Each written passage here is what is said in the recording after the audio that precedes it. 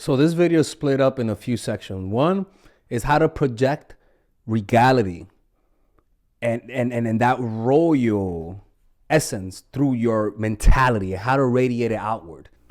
In other words, how to have a larger than life type of aura, right?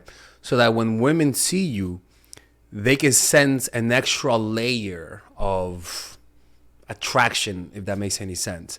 That's what women sense when they meet men who they consider to be high status. That could be a celebrity at the extremes, but at the normal level, it could be somebody in the area who's known to be cool, or somebody who has any social status. You pretty much learn through this video how to project that without having the social status, if that makes any sense, which will affect your body language and the way you speak and the way you behave. After that, we're going to talk about the fashion, how to dress in a way, even if you're low income, to project that. And then we're going to talk about your behavior. What are some of the things that you could do in terms of actions to inspire that type of aura? All right. This is actually a very in-depth video. Watch it, because if you do this, I can promise you, you're going to give off a vibe that says that you're destined for greatness. All right, people. Today's video is a very interesting video. If you guys enjoyed this video, hit the like button and subscribe to the channel, or else I'm closing it.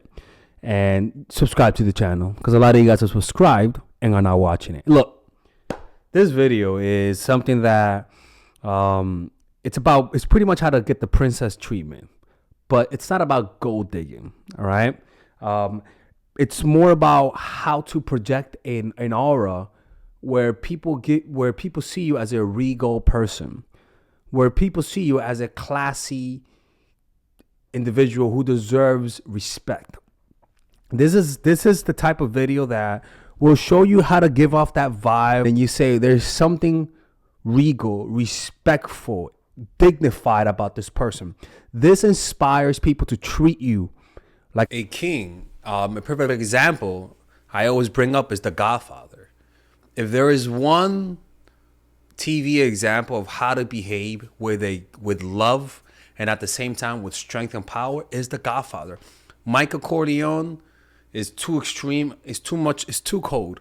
Vito Corleone, he has the perfect mix of love, warmth, but aggressiveness and brutality. That combination causes, just the way that he behaves. Oh my God, I gotta make a breakdown on The Godfather. Just the way that he behaves inspires that type of respect, where people just talk to him differently compared to how they talk to Michael Corleone. Another one is for women is Oprah or even Beyonce. The reason why I say Oprah is because she had, or even Beyonce, right? She has the queen aura. She has that regality. They don't have no ghetto, no hood, no arrogance about them, no evilness doesn't come out of them. What comes out from them is pure regality, pure self-respect, pure honor. And that causes people to want to respect them, to give them the princess, the queen treatment. And if you're an older woman, what you'll notice is that men will respect you. Men will tread very lightly with you, right? And even not just an older woman. If you're younger, older women, guys will give out money to you. Like they'll give shit to you, man, without even asking them. So we're gonna talk about that in this video. This is something that you guys can learn, and this is why keeping it real is not a good strategy. All right, so let's begin with this video. Don't forget, if you guys want to work with me one-on-one, click on the description down below where it says work with me one-on-one. Purchase my coaching packages, purchase my online courses. I'm going to talk about it later on in the video. And don't forget, we're having a meditation walk. Next weekend, we're having a legit meditation walk. It's going to be 59 degrees on Sunday. So we're going to be doing a walk around Central Park. Click on the description down below to get more information. It's going to be for free, by the way, purely for free. But join our WhatsApp group to join that meditation group, okay? All right, let's begin with the video. First things first. The way you carry yourself is how you're pretty much going to get treated in life. Appearing like you're hood, ghetto, or even in the or like what people consider white trash, or just a hood look to you, like walking around with a do-rag, with your pants down, trying to keep it real, like you're from your hood. Don't get me wrong, all of that is fine. But my God, there are just too many negative associations in the media that comes with that. If it wasn't for those negative associations, I wouldn't mind, but that's just the reality of it. That inspires disrespect, that inspires skepticism. Anything associated with violence, anything associated with lower class, unfortunately, if it's race related, this also applies, people. This also applies. It's like somebody who has a frizzy, ugly looking afro trying to get a job in the stereotypical white world, right? You're not. Why? Because the associations with that look, like when Snoop Dogg was in prison, when Snoop Dogg was getting trialed, a lot of kids wanted to wear cornrows. But then their parents are like, motherfucker, you better take away those cornrows, because the most famous person who has cornrows is going to prison for murder, and I don't want people associating you with those types of associations. So you got to make sure that your look is associated with something culturally positive. I'm not saying that thing is legit negative. I'm just saying in the scope of our culture, unfortunately, some looks, whether or not it's racist, some looks are considered bad. And you just have to bend with those rules temporarily, at least in that culture. So, for example, let's just say you have an escort or a prostitute, right? And she dresses like an escort, looks sad, shriveled, walks around with her body language like that, and missing a tooth, right? What would you associate with her? You're gonna think of her as lower class, and expect to pay her less. What happens if you have the same escort, but now she's dressed classy? She looks like a college girl, doesn't have fucked up teeth, as an example. All of a sudden, just because of the way that she carries herself, she's gonna demand more, and you're gonna give more. Why?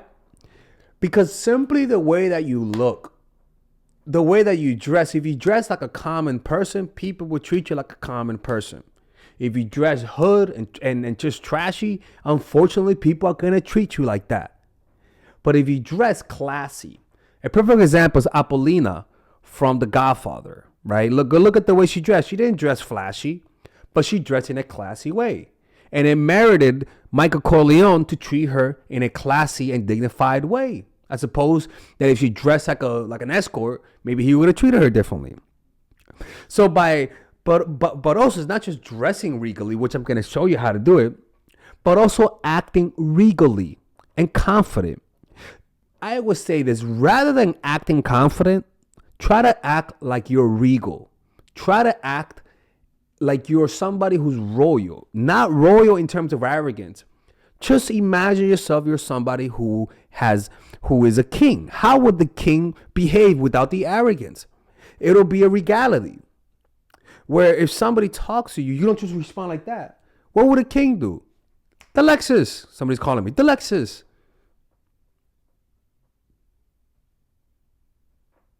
So, for example, somebody says, "King, should I kill him?" The king doesn't say, "Yes." A king says, you learn to behave in a regal way. A perfect example of that regality is The Godfather, or Miranda Priestley from Devil Wears Prada. She inspires fear through her regality. She inspires respect through her regality. So if you're gonna be talking like this, oh ghetto, hey motherfucker, man, hey man, ain't no people, man, listen to what I'm saying. What the hell do you think people are gonna associate you with? We gotta learn to talk, and I'm your example, people, right? Look at the way I used to make videos. Look at the way I make them now. I learned from that.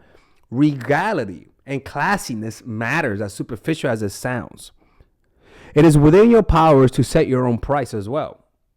Carry yourself with nobility and dignity, and they will treat you as such. So a big part of regality is learning to ask for a lot. That means you demand a lot of respect. And when you go to a job or a negotiation, you demand a lot. For example, many years ago, I I coach clients in many industries. And one of the most important things that clients, for example, like my rich clients, they tell me that they respect people who they work with. They respect those not only who have regality, but those who ask for a lot. They say that whenever they encounter someone whose price is high, they automatically associate them with higher class. So that means you gotta learn to ask for a lot, right? And if you ask for a little in life, that means if you have a sugar daddy, demand a lot from the sugar daddy. That means if you have a man, demand a lot from him, right? I'm not talking about unrealistic standards. I'm talking about by you just demanding a lot and being flexible with lowering those demands. By just your demand, even though he rejects her, even though she rejects it, just your demand raises people's respect for you. For example, Michael Corleone made an offer to one guy, and he was like, "I want this much for your company." And the guy was like, "I'm not gonna give you that. I'm not gonna give you shit. You're Michael Corleone. Your family's ruined." And you know what Michael said afterwards? He didn't bargain with him. He was like, "Okay, I'm gonna offer you something. My offer is nothing now. I'm not gonna. And in fact, I ask of you, as I will expect of you, to cover the fees as a favor to me. But my request is nothing."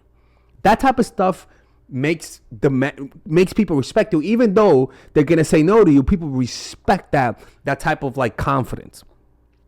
So why are people so afraid to ask for a lot? One, when we grew up as children, we experienced rebuttals, rebuffs, resistance, and failure. This sets up mental boundaries that only get firmer over time. We begin to expect less from people and accept those limitations. This is from Robert Greene's book, really good.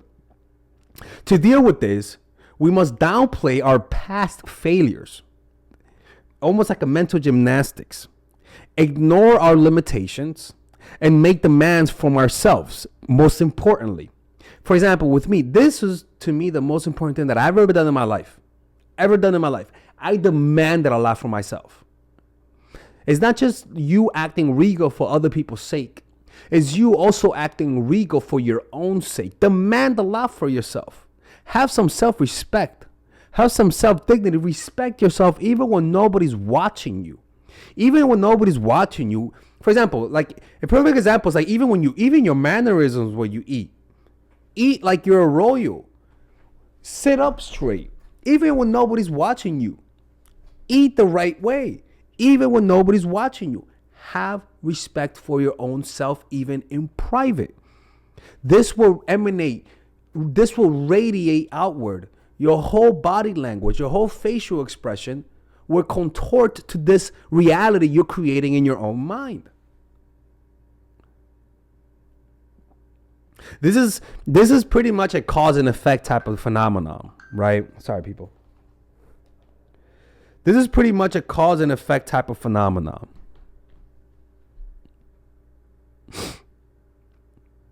If we believe we're destined for greatness, it'll radiate outward.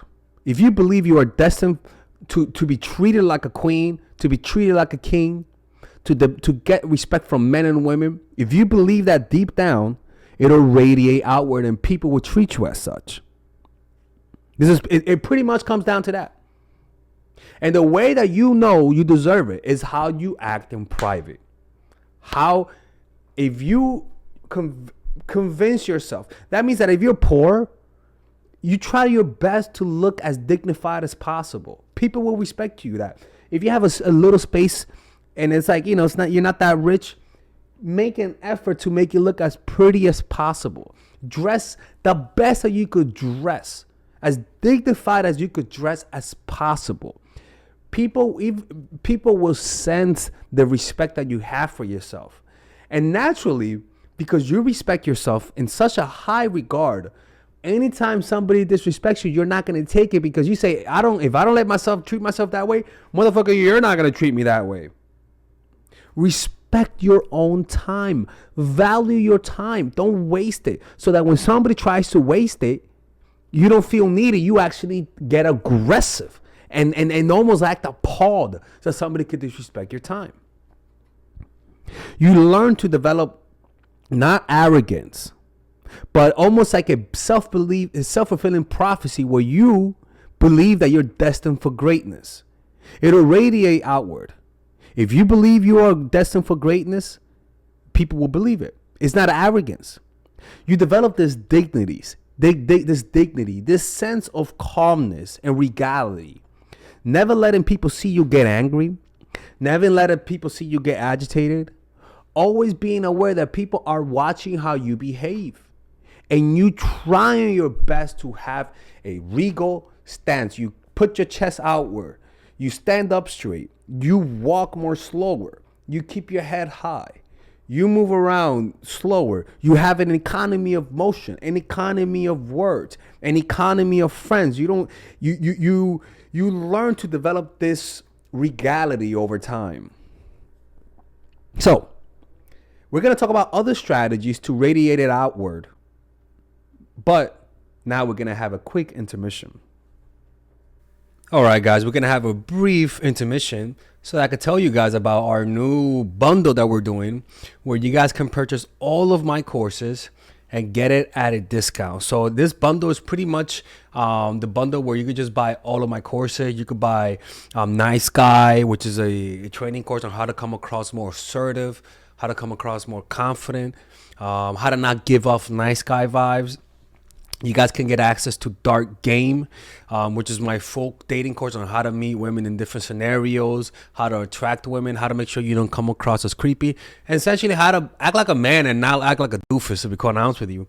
And you get all of these bonuses, which is the bonuses of Dark Game, the bonuses of Practical Mastery, which is about how to master a skill, Social Mastery, which is how to master your social life, and the Laws of Human Nature, which is a book club videos that I had dissecting Robert Greene's book.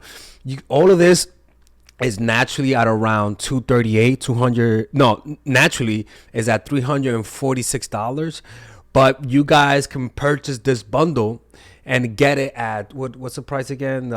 Get it at $238 pretty much. So you guys can purchase it right now. It's a money back 30-day money back guarantee. It's a good way to, rather than just buying them individually and paying extra, you guys can just purchase everything at a discount price. Now, the only thing I don't like is the fact that I'm giving you a lot of information at the same time. That makes me kind of scared because a lot of times people don't do the things that I teach when you get too much information. But I've gotten too many requests to do this, so I'm just satisfying you guys. Purchase it right now by clicking on the description down below where it says purchase the bundle. All right, let's continue with the video. So let's talk about how to, now that we have the mental game, let's talk about how to do it physically. Well, for one, you make bold demands, right? You ask for a lot. It's that simple, right? Anytime I see a freelancer, like who is a web developer or anything like that, and they demand a lot of money, you naturally have more respect for them. Anytime somebody doesn't demand that much money, you naturally have you lessen your respect for them. It is that simple. Demand a lot, right? Demand the best job. Demand the most pay.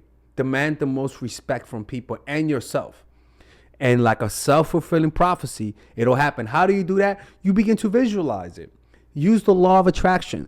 Visualize you demanding a lot. Visualize people giving you a lot. Visualize you you without fear asking for the world. Visualize you getting it. Over time, the more you visualize it, the more your brain will assume that those were actual successes, and it'll prime you to start behaving that way, and your brain will make it happen. You don't have to trust in yourself. Don't trust in yourself. You could do some stupid shit. Trust in this machine that was finely tuned for over the last millions of years of evolution. Your brain is finely tuned to set and achieve goals. You don't have to believe in yourself. At least believe in your ancestors that live in your brain. Believe in it, that if you visualize something, it'll happen. I can promise you, the sense of you feeling like you're destined for greatness will radiate outward. It's that simple. And people will begin to treat you and give you privileges that you just never expected simply because of your attitude. The next one is have symbols that represents your regality. Have symbols, right? The first step to using symbols is to understand the primacy of sight amongst all of the other senses. Never neglect how you arrange things visually, such as colors and the fragrances and furniture that you have around you. And even the fonts and colors of the words that you use when typing, when sending messages, or even your Instagram. And the colors and ambience of the environment, because the visual contains great emotional power over people. So that means, for example, right, I'm a spiritual person. I've always been a spiritual person. But anytime you saw me in the streets a few years ago, you thought I was a bum. In fact, I had a client go in Mexico who saw me in the streets just sitting down eating a taco. She thought I was homeless. And she was about to give me money. And then she said, oh my God, it's Father Alex. I couldn't believe it. I'm like, bitch, you better put that money back in your pocket. Don't be giving me that money. I couldn't believe it. And that's when I was like, you know what, man? This stops it. Hey, I'm clearly giving off the bummy vibe. Why? Because I had the wrong. I thought that people could see who I really am from just me. No. If you look like a bum, you're gonna be treated like a bum, and people can assume you're a bum. And over time, when they get to talk to you, yeah, maybe they'll realize there's something more to you. But why would you give them that first impression? So then I was like, okay, who am I? I'm naturally a spiritual person. I'm naturally somebody who meditates. I'm naturally somebody who's calm. I'm naturally somebody who's empathetic. Am I giving off that vibe? I wasn't. I was giving the opposite vibes, ironically. So then I was like, okay, what are some symbols? What are some things about me that are me that I could just incorporate in the way that I dress that will communicate that? Put some of this, and this is how I used to dress, but all I did, I just put more crystals. I like green, and it emanates calmness, and boom. Now people think I'm spiritual. I'm like, I've always been like this. People are like, oh my God, Alexis, I don't know why, but you give off a very calm vibe now. That's crazy. I've always been like this. You're just reacting to my clothes. You're just reacting to the little adornments. That's how easy we are to manipulate. So if you want to be treated like a king, like a queen, you got to make sure that what you dress is the person who you want them to see. So that means if you want them to see you as a business person, dress like a business person. As a spiritual person, dress like a spiritual person. As a queen, as a king, dress like a king and a queen. And find what are those status symbols. And that comes down to brands, to clothing. Maybe you don't have all the best brands, but maybe you get knockoffs that look like it. It's the appearances that matter. That's why rappers get fake jewelry. They don't want to waste the money, but they'll wear something that's of lower price, but that give off that right impression. Why do they wear the jewelry? Because we're visual creatures. And when people see the jewelry that's associated with high status, people will treat you as such. It's just that simple, people. You guys it sounds superficial, and I'm the last person to make a video like this, but it is true. And that also means your background, what you wear. For example, if you see my room and I have a bunch of freaking paintings of Satan, you're not gonna trust me. You're not gonna trust me. If you come to my apartment and you see, honest, and by the way, I don't mind Trump supporters. I don't mind Obama supporters. I don't mind any of that. I'm not a political person. But if you're somebody who's in New York City and you have a bunch of Trump posters, people are going to assume that you're a Trump supporter, and then what happens with that? It comes with a lot of negative associations. So what do you do as an example? And if you were that person, I would tell you, motherfucker, put that down and put up some Obama posters. Put up some Joe Biden posters so that they don't associate you that way. All of a sudden, they're going to associate positive things just because of the fucking paint photos that you have in your apartment. Just for that. And now I'm looking at this and I'm like, what kind of photos do I have in my apartment? This is not good, people. What do we see here? Apparently here we have a bunch of criminals. We have Al Capone, Mick Jagger, people who did a lot of drugs, And yeah, well, this is getting behind the scene. But you guys can tell the vibe from my apartment, right? Artistic, right? Why? Because that's how I am. So I put effort to have as many symbols, as many calling cards to tell people how I am, right? And a lot of people neglect that. All right. Now, we have the symbols part, right? So what you want to do is, what you do is find an image or symbol that represents what you want people to say about you. You could even combine different images with current images and create a new symbol from it, right?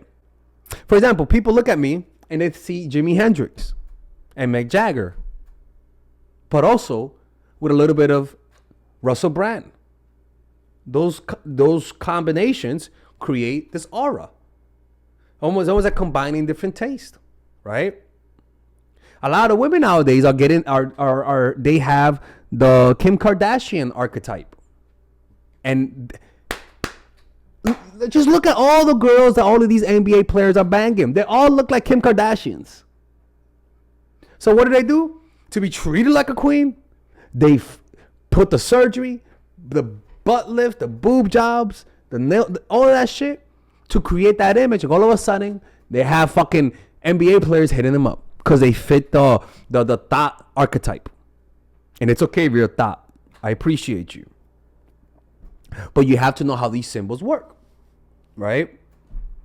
You got to find what are the symbols in your culture that have that air of regality. For example, in North Korea, if you're a 300-pound gorilla as a dude, if you're a 300-pound big stomach, you got the whole Kim Jong-un look, you're gonna be attractive, because the look that's attractive is the Kim Jong-un big stomach, big, about to die from a heart attack. If you eat another chicken wing, that type of look is attractive. But they're like, man, look at that. They're like, oh my God, look at that gut. Like, the Korean, North Korean Melissa. Oh my God, look at that gut. He is a nice circle, right? You could even combine by associating those symbols. It communicates your message. Simply use old symbols and reinterpret them. An example are psychics who have crystal balls. Shamans, when you go to ayahuasca retreats, they have the whole shaman look. They could just do that whole ceremony in a t-shirt, but they know the power of symbolism. And you could tell that the shaman with the most stings literally have a more aura of power. Literally. So if all the little shamans have like the little shaman thing, but then one shaman has like a big thing where everyone else has a little shaman thing, all of a sudden that's the most powerful shaman. Something that you could do in daily life. Dress slightly a little bit more better than everyone else. Look, we all can think back in our lives. Anytime somebody is in a room and they're dressed better than everyone else, if you don't know nothing about that person or the hierarchy, you're going to assume that person is of higher power. It's that simple. It's that simple. And also not just dressing, also with jewelry. I don't have jewelry, but jewelry is also rings, boom, boom. All of these things communicate power. I don't know how to say it in a more simple term. If nobody's wearing a tie, and for example, if everybody's wearing a shirt without a tie, you wear the tie. You always dress slightly above the competition. That doesn't mean it has to be expensive, though. It's better to dress and have an innocent symbols than to say that you are. So, for example, I'm naturally a very nice person. Unfortunately, people thought I was an asshole. So now I work on that. Look at this, right? I wear white. White symbolizes good. White. This whole Asian thing, this is positive Buddha, stuff like that. I'm giving you guys how it works, people. I'm not being deceptive, but these are things that are who I am, and I'm showing you who I am, like me, like the way I'm expressing myself to show you who I am, but I'm also showing you guys static symbols of who I am. And it's your responsibility to make sure you show that to others. Now, let's talk about the behavior part. Like I said, it comes down, imagine how a king will behave.